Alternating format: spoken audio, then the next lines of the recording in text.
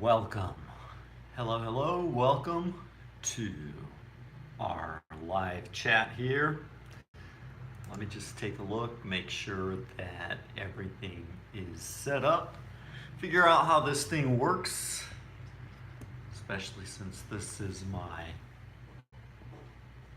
first live in a long time.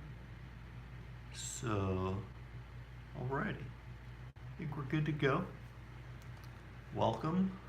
And today we're going to be talking about using audiobooks to improve your English. Let me see if I can find the comments here just to see if y'all have questions, comments.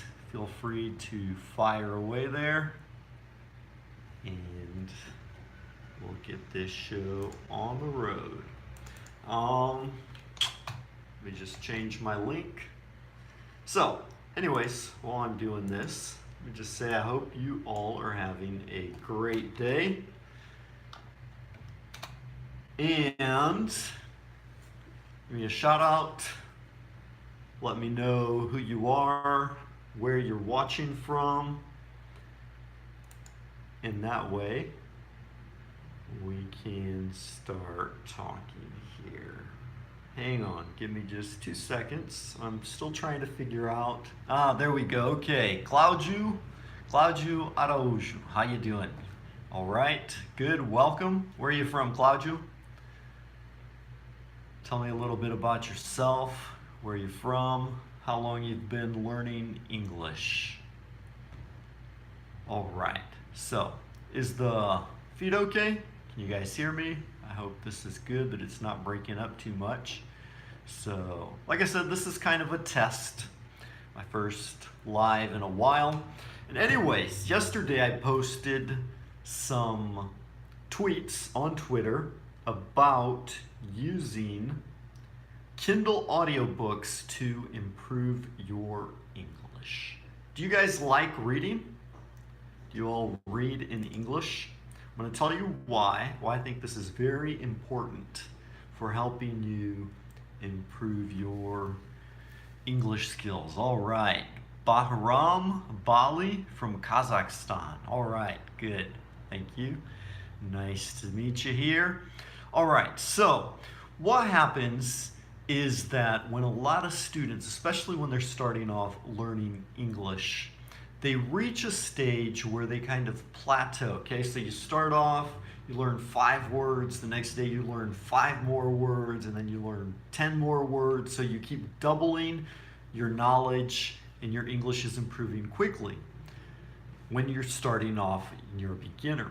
Once you reach a more intermediate level where you've learned 2,000 words and you learn 5 new words, it doesn't seem like you're learning so much, right?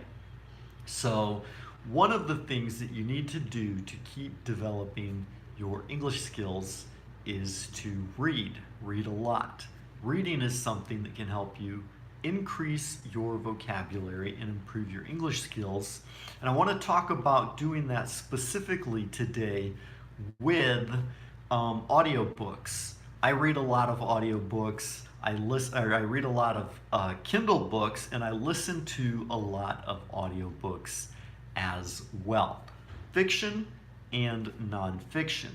All right. So the first thing, number one, is that reading helps you increase your vocabulary, helps you learn new words, and there's a couple of cool tools in Kindle that allow you to learn what those words mean. All right, so if you use the Kindle app to read books, you get books on Amazon, you can read them on your phone, you can read them on your computer, you can read them anywhere you go. So, it's a very practical way to read books. You have millions of books at your fingertips. And the most important thing is that you read something you enjoy. If you download a grammar book, you might find it kind of boring, or some regular textbook that's about something you don't find very interesting. So if you guys have questions, feel free to ask. I'll keep an eye on the chat here. So fire away with your questions. Okay, so you have your Kindle on your phone, for example, and when you see a word that you don't know, there's a built-in dictionary. So you just double tap it or click on it, and the dictionary will pop up with the meaning of that word. Hey, Amina Adele from Egypt. All right, great. Happy you're here. Nice. So you have a dictionary built in to your Kindle app, right? So you can use that dictionary, just press it. That's the second thing that Kindle's really good for, is learning those new words by giving you the definitions. You don't need an extra dictionary, an extra app, or you don't have to go anywhere else to find the meanings of those words. You can find them right in your Kindle. The second thing is, okay, sorry, that was the second thing. So number one was read to increase your vocabulary. Tip number two was use the built-in dictionary. Tip number three is to use the flashcards. Kindle has a flashcard option. So when you see a word or a phrase, you can highlight that and create a flashcard so you can review those words later. You don't have to go back through the whole book and reread the book to find the word or phrase that you want. So once it's highlighted, you just go to your link. Once you're logged in, you type in read.kindle/notebook, and everything you highlight is there. So you can find them there, or using your Kindle app, just click the flashcard option and you'll see all those words that you want to review. So then you can just skim through them every couple of days just so you don't forget the new words that you're learning. So that's the third tip. Use the flashcard option in Kindle to review the words that you've learned recently so you don't forget them. Number four, focusing on grammar, okay? So as you're reading in Kindle and you're listening to the audio, you learn how the sentences are structured in English. So reading allows you to assimilate those grammar structures implicitly. So that way, when you hear someone talking, you understand what those sentences mean. You can also formulate your own phrases much more fluently and efficiently. All right, Levon Dur, hello, how are you? Where are you from? Okay, so we saw that it's good for developing your vocabulary. Secondly, you can also improve your use of mastering the grammar structures in English, because as you're reading, you begin to assimilate those structures yourself. So then when you go to speak with someone, you already know how those sentences are structured. It's different when you study grammar and then you go to speak. You have to try to remember what those grammar structures are, and when you hear it in the context, reading and listening to the audio, you hear what those, you can remember those much easier from that context, right? So I'm going to give you some tips here on where you can get the Kindle books, the audio books as well. What I do, like I said, I read every day. This year, I think I've read almost every day this year. I've read like 51 books. Maybe I'm on my 52nd already. So it's something I really enjoy. I've seen it help my students, and I know it'll help you as well. So number 5, all right? Number 5 is that reading audiobooks and reading Kindle books and listening to the audiobooks will help you improve your pronunciation, right? You see how the word is written, and then you also hear that pronunciation as well. So you learn how to pronounce the words correctly. You can do exercises to practice your pronunciation by listening and repeating, and improving your English accent, right? So you reduce your accent and can sound more proficient in the language. So if you want to develop your American English skills, listen to audiobooks recorded in American English. If you want to learn British English, focus on audiobooks recorded in British English, and then just practice to develop your own pronunciation. Number six, I got to get that number 6 out right, is learning new expressions, new English expressions. Through reading, you see those expressions and how they're used. He didn't sleep a wink. That was an expression that I saw recently in a book I was just reading. So you see those expressions, and through the context, you assimilate, you learn what they mean and how they're used. So when you speak, you know them and you can use them as well. So like I said at the very beginning, a lot of times when English students are just beginning, they learn rapidly, they feel good, but when they hit that intermediate phase and they feel like they're plateauing, reading is great for intermediate students and advanced students. Even when I was learning Portuguese, reading was something that helped me immensely. Like even after I learned how to speak the language, but just by reading magazines every day or every week, I learned many new words through those contexts. So there's a couple of things you can do, like as you go through and read it the first time, underline the words and phrases you don't understand, and then just don't worry about trying to learn them immediately. Go through and read other articles, because if they're a similar theme, you'll see those words and expressions and grammar structures used many times. So you begin to learn how they're used in context, and then you go back through and you're like, oh, I already know what that word or expression means, right? So then the few that you still don't know, then I would go back through and actually look in the dictionary to learn them. So it's a great way to develop your language skills. Okay, number 6, learning the English expressions, the idiomatic expressions, right? We talked about that. So number 7, right? I said these are all in my Twitter feed. I have a Twitter feed there called 12 Tips on How to Improve Your English with Audiobooks. So if you want to go back, follow along with me there in Twitter and comment, feel free to do that as well, because that's where I'm getting this information from. These are straight from my Twitter that I posted yesterday. So number 7, we're on number 7. Read your books anywhere on Kindle. Like I said, it's on your Kindle app, on your phone, your tablet, your computer. So wherever you go, you can take your phone with you and read.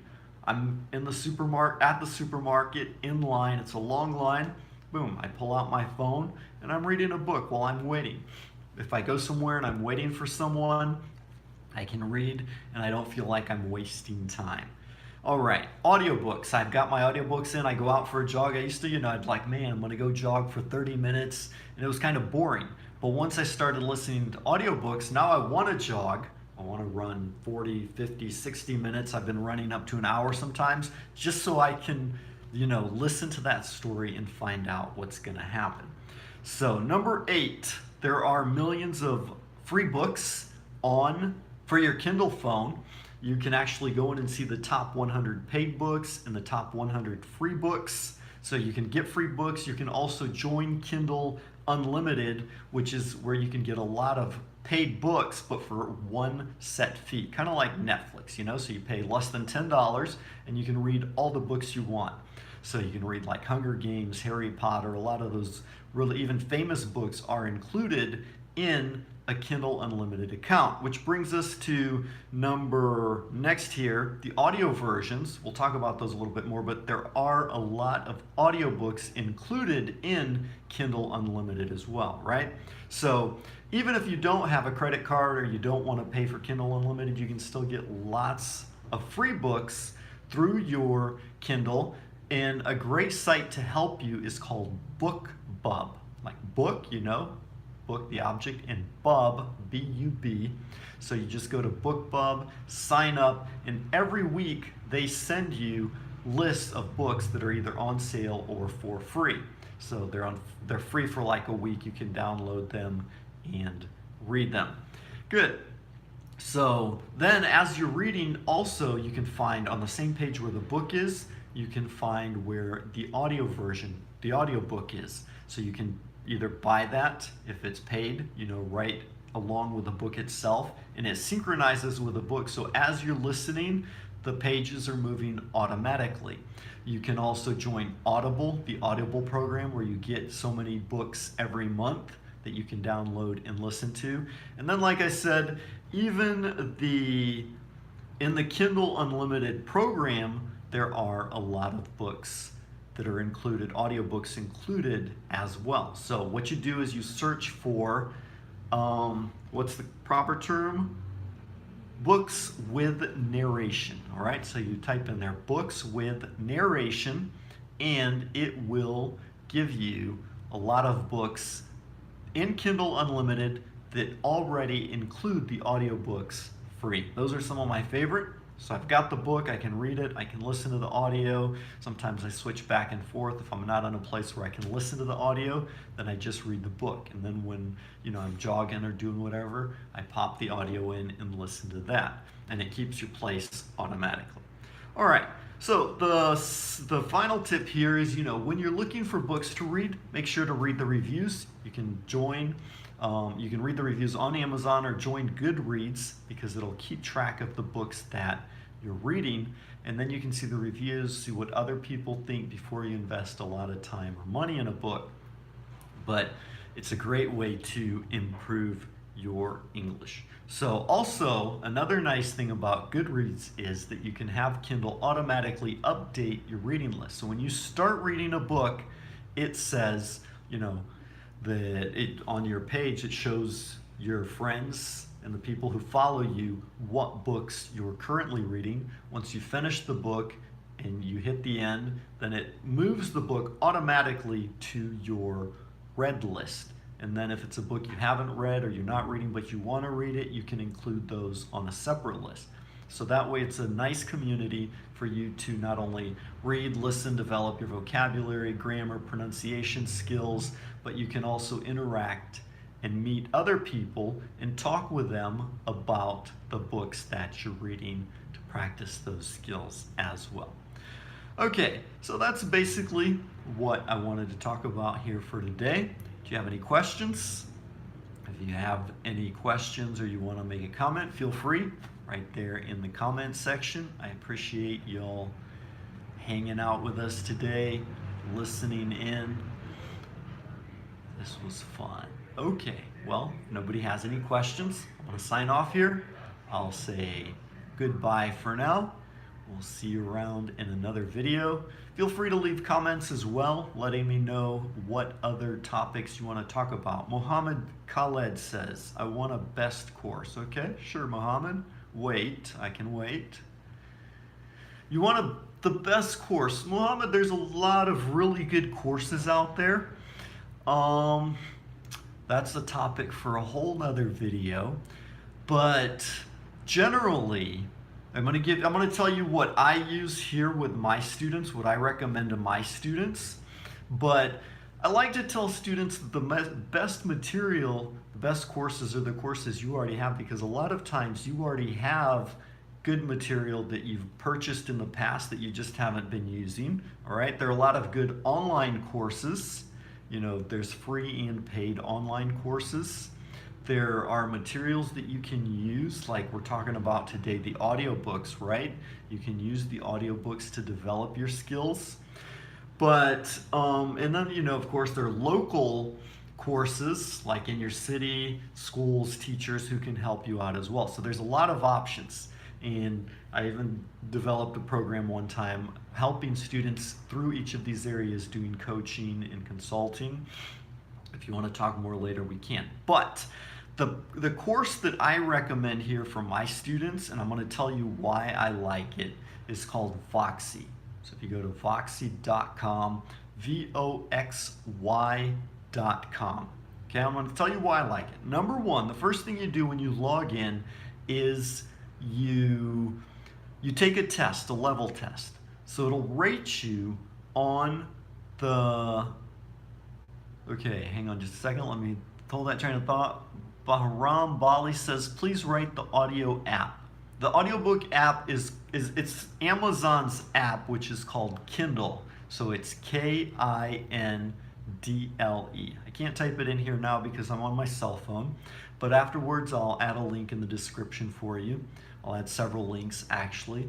And I've been reading a lot, so I've even been recording video reviews about the books I'm reading. They're on the channel. The last couple books I read, I recorded a book review for them. So you can watch my book reviews and see what other books I've been reading and what I think about them. Yes, Bahram, you can download those on your mobile. So that's why I like it. It's on my cell phone, so I can read on my computer, on my cell phone, wherever I go. I have it available. I can read and I can listen. Okay.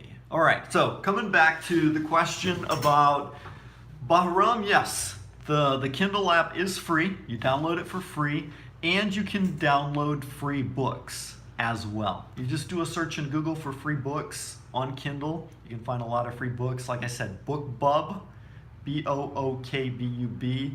There are lots of free books you can download there as well. So you can pay for good books, you can download free books, lots of options, millions of books available. So back to our course, all right? We're talking about Voxy. Why I like Voxy was because, okay, it's what we use with our students for level tests. The first thing you do is you take a level test. You're welcome, Bahram.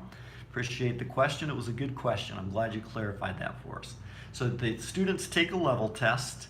They know exactly what level they're at, and they study based on their level. So you get your score based on a different, it follows the pattern of the CEFR, the Common European Framework Reference, the TOEFL scores, the IELTS scores, all those different tests that people take. All right, that's a good question, good comment, Arken. Do a book club.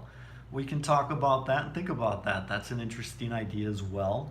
I've been reading a lot of books. Like some days I read one book. I think yesterday I read I've been working through one fiction book called Fever King, and then I read 2 other nonfiction books as well. So there's so many amazing books. And then when I'm jogging, I remember in my car, I'm listening to the audiobooks as well. So the book club is very interesting. We can think about that. So back to the thing about the test, right? So the students take a test, they get their level test based on it gives you the score, and then it shows you what level that is according, if you were to take IELTS, the TOEFL, the PET, any of those other famous tests, you know what level you're at. So they have like their first level is beginner, then high beginner, which would be equivalent to the A1 levels, 0 to A1. Then you have from A1 to A2, which would be the high beginner. Then A2 to B1, which would be the low intermediate.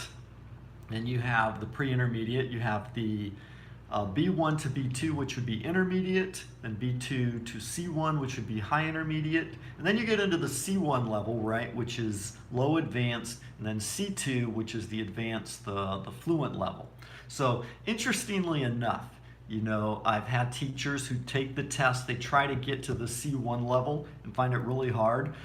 And talking to my friend who worked at this company, he said, David, even the native speakers who live in New York City, when they take the test, they often only get the C1 level. They don't get C2. You think, oh, C2's highest level native speaker. It's not, because it's a very technical academic level. So generally, you know, just because someone's a native speaker doesn't necessarily mean that they're going to reach the C1 level, you know? So the C2 level is often where that like super advanced, highly technical academic language comes in. It's just an interesting side note there. So coming back to the test, you take the test, you know what your level is, you get course the units, the courses, the lessons based on your, sure, Bahram, I'll answer that question in just a minute, where I'm from. I'll tell you about that, where I'm from and where I'm living right now. So you get the lessons based on your level. So if you're at the beginner level, you're going to get certain lessons. If you're at the high beginner, they're going to give you lessons appropriate for your level. If you're intermediate, etc. So you study the lessons, and each lesson focuses on 3 skills: reading, writing, listening, speaking, grammar, you know, expressions. It's all included in there. And you can choose the topics you want if you want to study about finance, family, relationships, etc. So once you study, then you can go through, and there's a grammar guide to help you out with grammar topics. There's flashcards to help you review the words, because if you miss the word, you get a question wrong, it knows that you didn't understand, and it'll review those words more frequently. So which is really nice as well. And then once you finish studying for the day, you have group sessions where you go in and you speak in the conversation classes, all the teachers are native teachers, so you speak and interact with the students. Like I have, and it's as many classes as you want during the day. I had a student who studies on Saturday. He said, David, I thought I was only allowed one conversation class per day. He said, Saturday, I went in and I watched 4 classes, one right after the other. I have another student who was telling me that, David, I don't like to study in the afternoon because there's a lot of people from my country.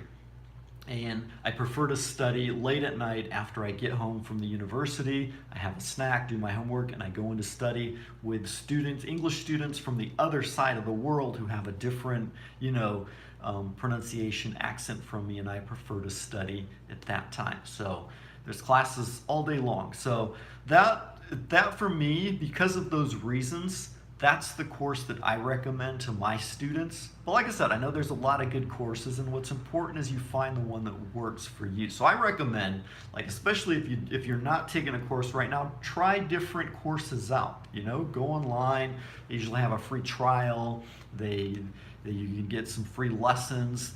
Test them out and see what works, because you might be taking a course, like for example, someone starts off at the beginner level, they're taking a course, and it'll work good, but once they get to the intermediate level, they have other problems, difficulties that you face, and you need to develop new strategies to reach those. So it's not like there's one course that's going to do everything, right? You have to find the course that works best for you to help you overcome the problem that you're facing right then. If it's speaking, a course that focuses on speaking. If you want to develop your vocabulary, a course that focuses on that, or even like we're talking about here today, listening to audiobooks, right? Because listening to audiobooks helps you develop all of those things. You don't necessarily need a teacher, right? I mean, I'm a teacher, so that's bad for me to say that, but it's true. Because if you have the text and you have the audio, you can learn the vocabulary words with your dictionary, you can learn the pronunciation with the audio, you can learn the grammar structures through reading, you can learn the idiomatic expressions, you practice your reading, you practice your listening, you practice your writing by writing out what you're hearing and transcribing, and you can speak with other people about what you're reading. So you can develop all your skills in English and become a good English speaker. And there's different things you can do. We're talking about audiobooks today, but you can use music, you can use podcasts, you can use movies, you can use mini story lessons like the ones I create with my students in the classroom. You can use, anything that has text and audio, even the Bible, or a religious text that has the text in English and your native language. The audio, you can compare what the words mean in English and your language and use that to develop your English skills. So why do most people go to a school? I think there's 3 main reasons. Number one, it provides discipline. If you're a disciplined student that can study on your own every day, then great, But a lot of students don't have that, self-discipline to sit down and study. So, you have class on Monday at 8 o'clock, you're going to go. So that's one reason. It gives you the discipline that you need to study, the focus, the time, the place.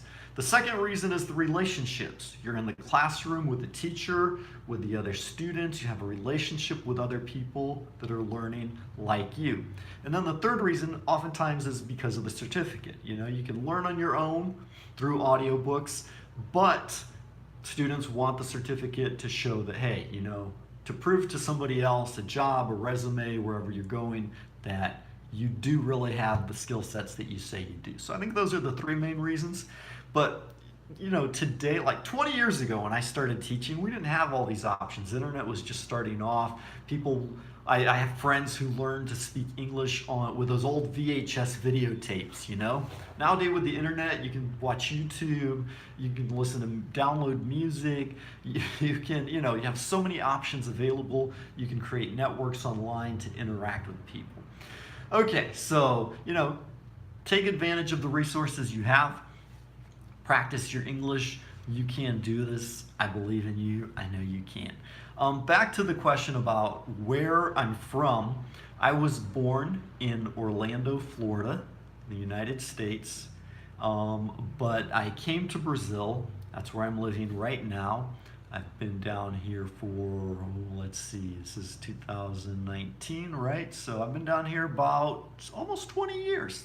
So I came down for a visit. People started asking me to teach English. And so I started teaching English, and here I am. I'm still here.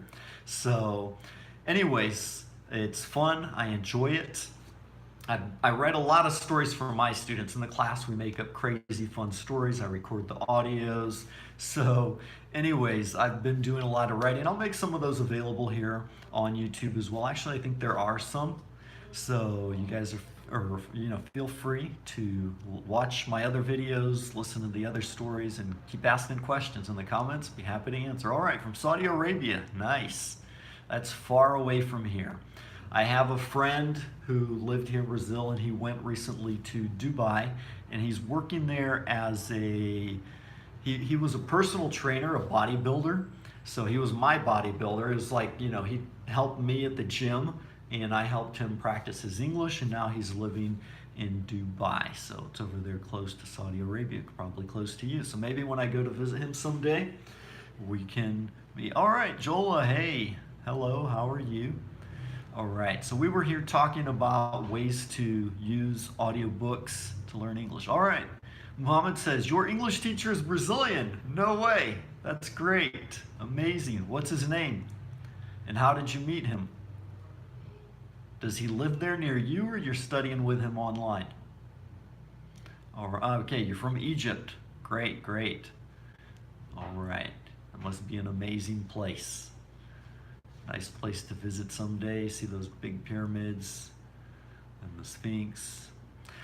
Okay guys, well, I'm gonna go ahead and wrap up this video for today, but we'll be doing more here. Anderson Link, okay, cool. I'll have to check him out, see if I can Google him here on YouTube or on Google and find him, find out more about him. That's great, I'm glad you have a Brazilian teacher.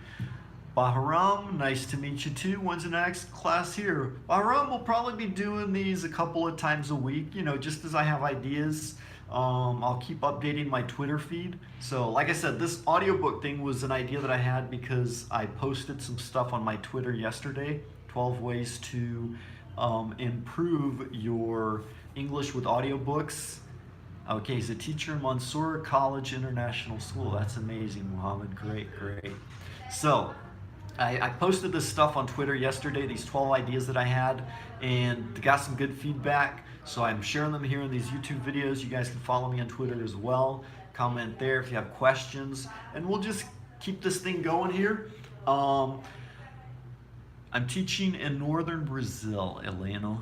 Northern Brazil, in a state called Maranhão, in a city called Imperatriz.